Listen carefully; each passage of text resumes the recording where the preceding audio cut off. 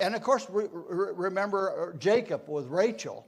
I mean, it was over 20 years before Rachel had a child. And it goes on, it seems like. But God does that for a purpose. Well, one thing I want you to begin to see as we go through the book of Genesis is the sovereignty of God, the providence of God and how it moves and how it works. And we're going to see that today in the twins that are born, how God moves and chooses one above the other, and yet He had to work something out to get the one that He wanted above the other. And you're going to see that all through the Bible. It just amazes me how God moves to get who He wants. You see, there's going to be a line from Adam all the way to Jesus. And God is going to take that. Abraham, let's go to Adam. How about that? Firstborn of Adam was who? Cain. Well, he should be the one, right? No. Cain kills Abel. So now what? The thirdborn of Adam is Seth. And Seth goes down through to Enoch, and Enoch walked with God and was not. You know that. Then there was Methuselah, not Methuselah. And then you go down to Noah, and then Noah had 3 sons, Shem, Ham, and Japheth. So one of those sons is going to be the one that God uses to go through that line. So Shem is the one. Then you go down to Abraham. Abraham was not the firstborn. Haran was the firstborn. And so he would have been the one that would have went on, right? But no, God killed him because He wanted Abraham. I say God killed him. He died. I don't know how he died, but I know that God wanted Abraham to be the one. And it's just amazing as we follow through, and we're going to see. The same with Ishmael. Okay, Ishmael's the firstborn of Abraham. He should be the one, right? No, God was set up with Sarah, and it would be Sarah's child where this line would go through. I can go through the whole genealogy and show you how God moved. And so we all know that nothing takes God by surprise, right? We all understand that. And so God has a perfect plan, and this is what we're seeing with Isaac today, except I don't get very far. So, and let's go to verse 21. Jacob said, no, let's go to verse, where was I? 22. And the children struggled together within her, and she said, it is... if it be so, why am I thus? Abraham prayed a prayer like that. What about me, Lord? Chapter 15 and verse 2. What about me? I'm go childless. Well, she's having a problem that's not that problem. She's having a problem with 2 children inside of her. She don't know that there's 2. And they're struggling inside of her, causing her a lot of pain. And she is, her mind is beginning to wonder what's going on. And it says here that the children struggle within her, and she went and she inquired of the Lord. Some people say she went to Abraham. Some people say she went to Melchizedek. What does the Bible say? I read a lot of commentaries, and it's like, oh, and these are really intelligent individuals. But you know what? God gives me intelligence too, and I just trust His Word. And I look at Isaac. Isaac, while waiting for his wife, was doing what? He was praying out in the field, and probably was his common theme to do. Abraham, when he went to Beersheba, he built a group of trees so he would have a cool place to go and worship God. And so these men were examples to her. And so if you have a problem, you don't have to go to the priest or the preacher. It's okay. You can go to God. And so, and that's what she does. I mean, that's what my Bible says.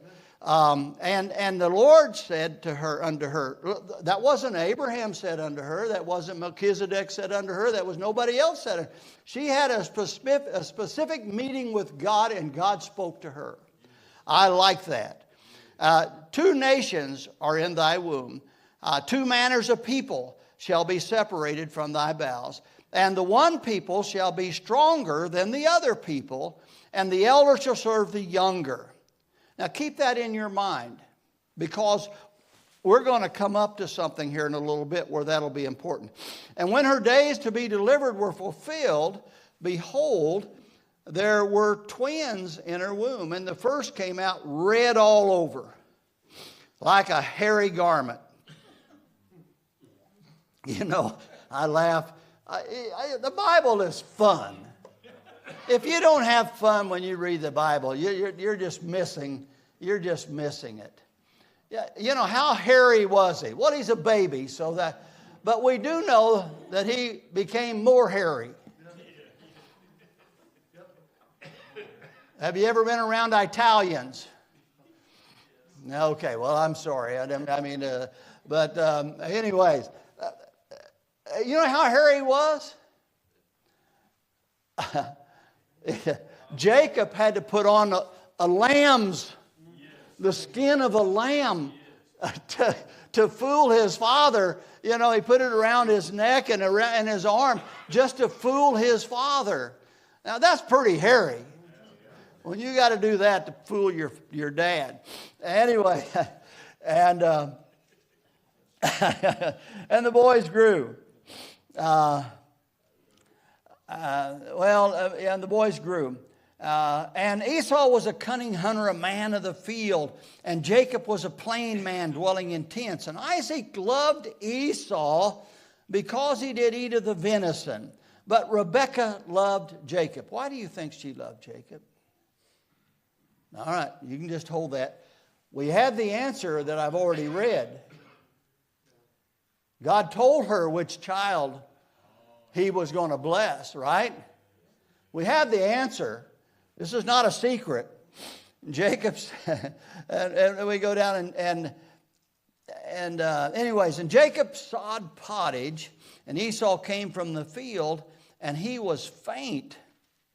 And Esau said to Jacob, feed me, I pray thee, with that same red pottage, for I'm faint.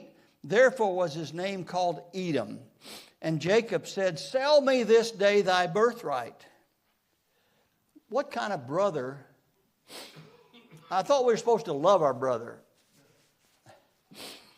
Sell me this day thy birthright.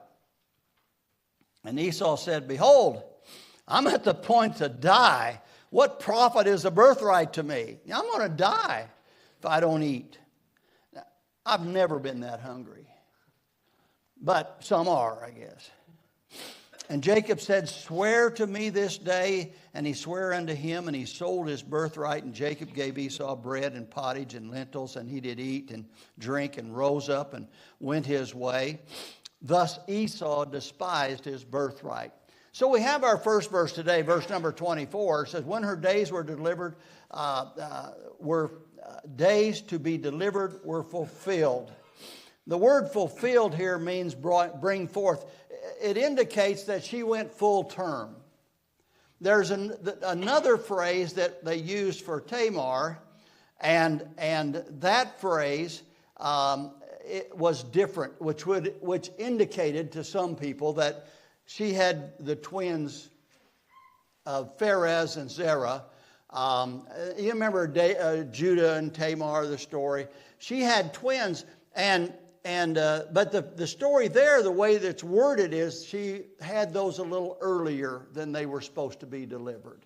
But this is on perfect timing. And so it says here that she was her time to be, in other words, she was about ready to have the babies. Behold, there were twins in her womb. There's our word behold again. It's kind of like surprise. She knows there's something that she didn't have what we have today. Y'all understand that, right? She could only guess at what kind of baby she was having. She was probably a little bigger than what she would have wanted to be. And these two were struggling within her. But now it's, behold, there were twins. And the first came out red all over like a hairy garment, and they called his name Esau. Now, red, Esau, and Edom, these are words that all have to do with red. The word red is the same word, Greek word, that's used for David. David was a ruddy kid. He was a ruddy kid. The giant, who is this? When he's getting ready, he says, "You're just a ruddy kid," he was red. Okay? I don't know, folks. You see people that are just more red-faced than you see sometimes. But for the Hebrews, olive skin was dominant, right? But he was red, and this one was red. There is a difference, though, because they continue on with this, and all over like a hairy garment. I love it when I see a baby come out and have a full head of hair. And it's like, whoa, that's a lot of hair. But that's what the word means. He was hairy all over. And like I said, the same word is going to be used for Edom. And they called his name Esau. His name means hairy or rough, Esau. He is just a child, and yet he is hairy. And of course, Jacob was not. And the other came out after his brother. And his hand took a hold of Esau's heel. And the name was called Jacob. And Isaac was 70, which was 60 years old when she bare them. Some say it's impossible for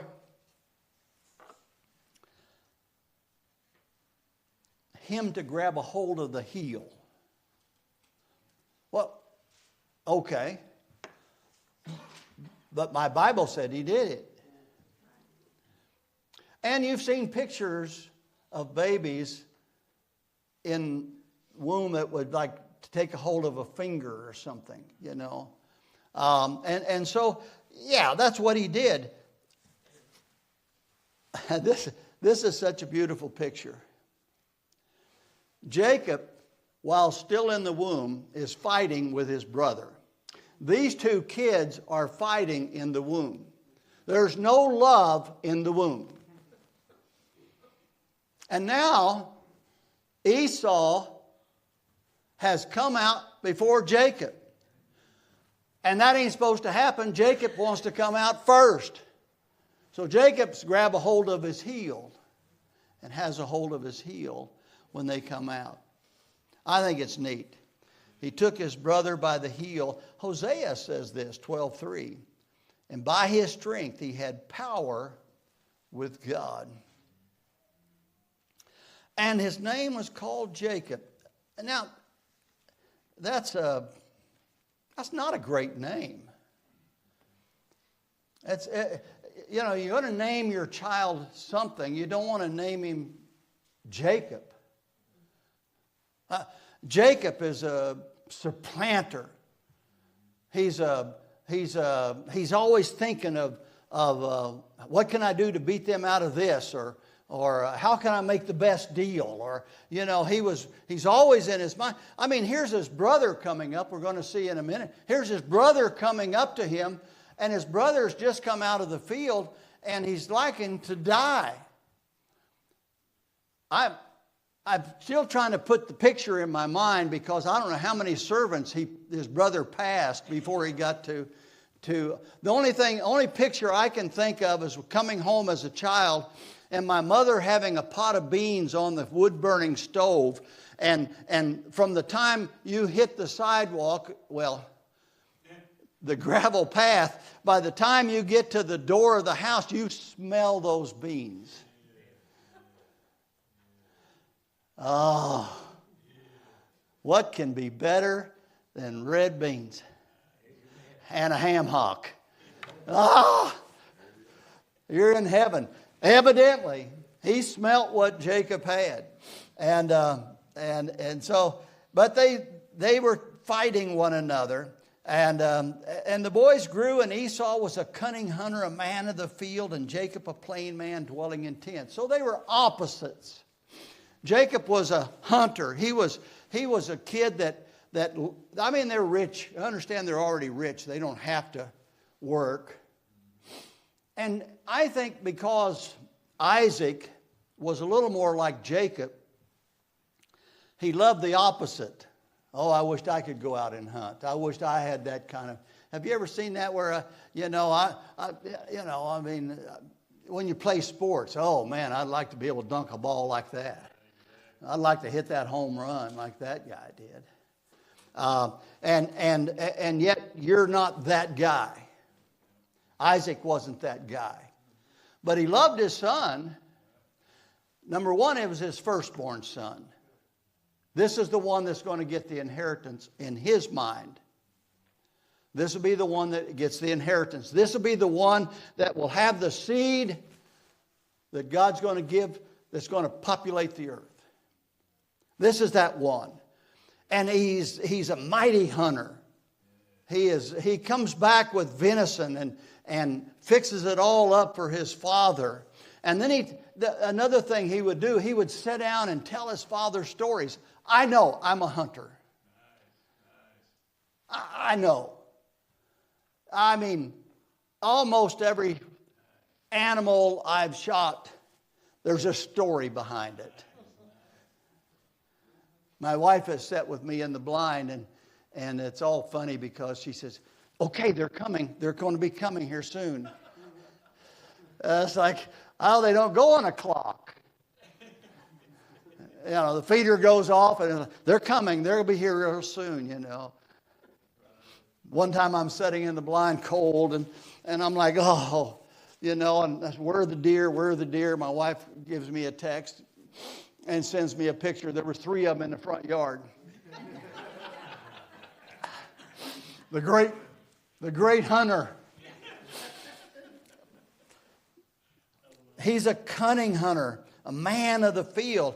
Jacob was a plain man. He was a businessman. He had tents. He was a businessman. He worked out businesses. He knew how to get money and make money and trick people. He was a trickster. He wasn't. His name was not a great name. Remember, God changed his name. God changed his name from a trickster to Israel. Israel. And Isaac loved Esau because he did eat the venison. But Rebekah loved Jacob. Why did Rebekah love Jacob?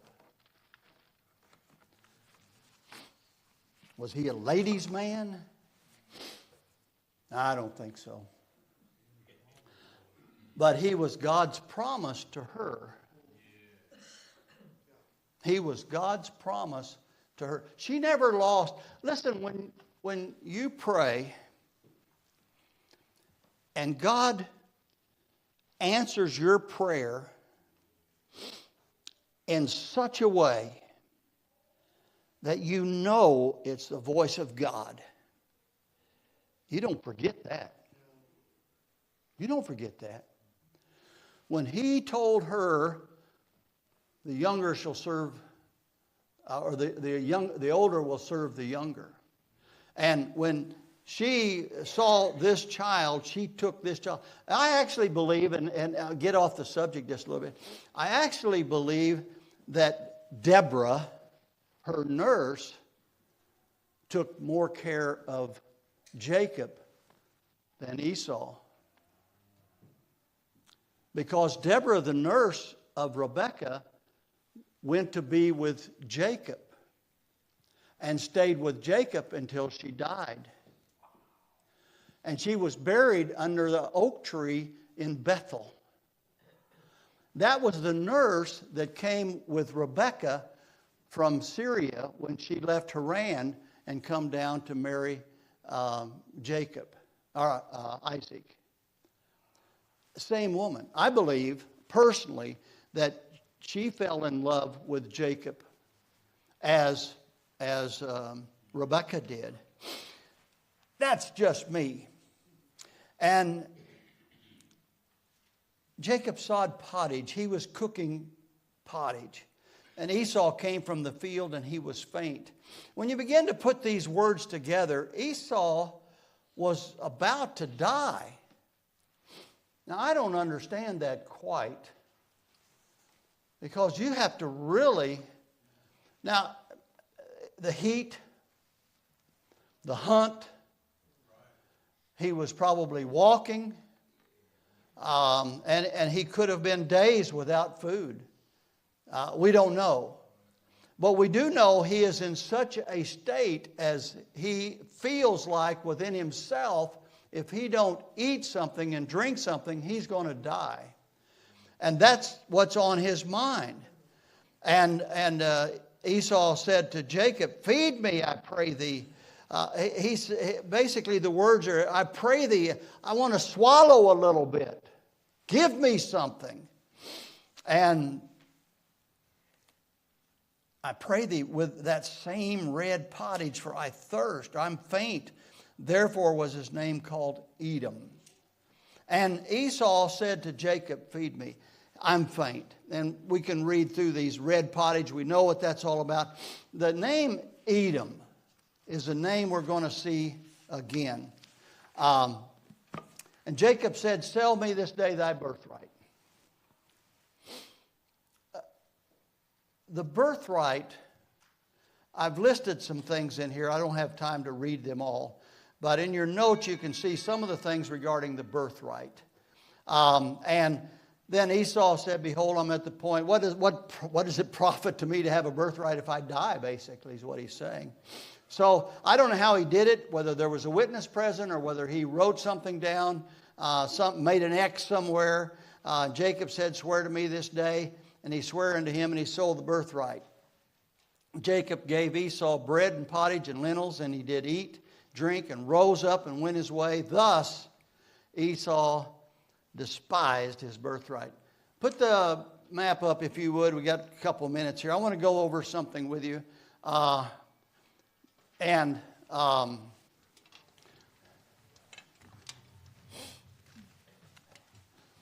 As we travel through the book of Genesis, we're going to see people that are family members or associated with Abraham as we go through.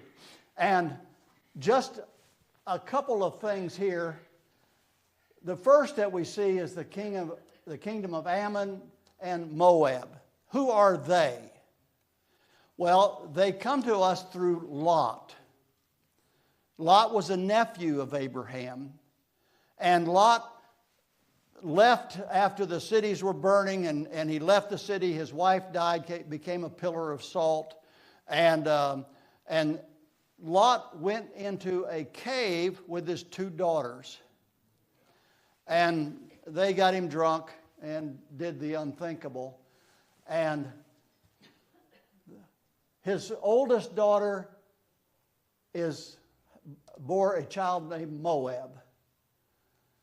The youngest daughter had a child named Amnon. And so these are on this side of the kingdom. Up here is Pandamaran. Now Edom we're seeing him come into the picture. That's Esau. When the children of Israel came around here, God told them not to mess with Edom. You don't want to get into a war with Edom. But Edom wouldn't let them go through. They had to work a lot to get around through Edom to get back up here to cross to go to Jericho. But Moab, you remember, they had all kinds of problems with Moab. These are the families of Abraham, or kinfolk of Abraham. Ishmael is this group here. So you can see that and then the 10 children, the 6 other children that Abraham bore are these areas over here. And so you can see the family of Abraham has surrounded Israel. They're not a part of it. And we saw today that Esau, his name is Edom. Red is what that name means. And this is where he eventually was situated. So you have the children of Ishmael, the children of Esau, and the children of Lot that are surrounding. And you'll hear a lot about these as we go through the book of Genesis and we go through the Bible. As the children of Israel leave and come back, they've got to go through all of these parts of the family to get back in, and they go across there at Jericho. I think it's interesting. So as we study this, you kind of begin to see pictures that come in to help you understand where nations are and why is there such a problem with the Ammonites and the Moabites, and why would they go against their family? Well, there's a jealousy factor, right? I mean, the Edomites, they had the birthright in their hand. He gave it up for a bowl of soup, red beans and rice, whatever, lentils. He gave it up, not knowing. I'm amazed as I go through the Word of God and see these wonderful truths. But it helps you to understand as we go through where these nations are and how they came to be. And why would they go so far against Israel? Why wouldn't they join Israel against their enemy? But they became enemies of Israel. Ezekiel said God's going to take care of Edom because they didn't go fight and help their brother Jacob. Father, thank you for the wonderful day, and I pray you'll bless this morning's service. God, I pray you'll empower our pastor, and I pray that you'll just use him to honor you. I pray that we have a wonderful time together, that the hearts of our people will be open to receive your word, and I pray that you'll save those that might be lost and encourage those that have been coming to join with us and become a part of our family. Thank you for all that you do for us, Lord. In Jesus'